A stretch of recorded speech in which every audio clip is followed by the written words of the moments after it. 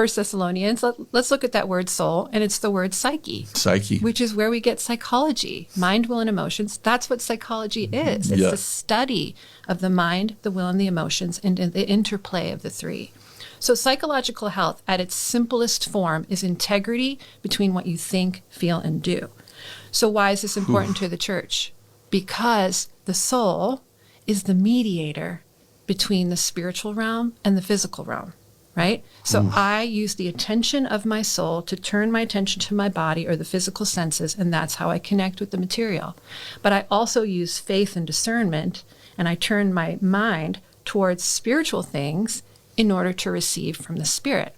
So if the spirit is the mediator between body and spirit, if the soul is the mediator, then if the soul's not healthy, then that channel that's bringing in the communication from spirit and from body, it's gonna affect the health of the body, and it's gonna affect the health of your spirit.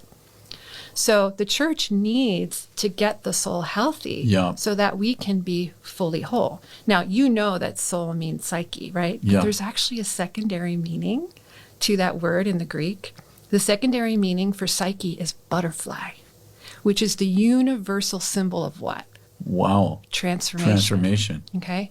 So think about it. Whenever God takes us to the next level of spiritual transformation, and I'm not talking growth. Growth is the fun part. Growth is when you cross the chicken line and you go pray for someone for healing, in McDonald's, and it boosts you. Transformation is something that you don't ask for. It comes upon you, and initially it's going to be painful. Yes, it is. Right? Why? Because he's dismantling the soul.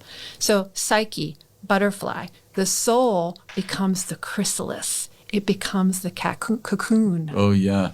In which God begins to do his work so that we emerge in a higher level in our ability to connect with him spiritually and show up in this world. So it all starts when he brings us to a higher level. It always starts with the dark night of the soul.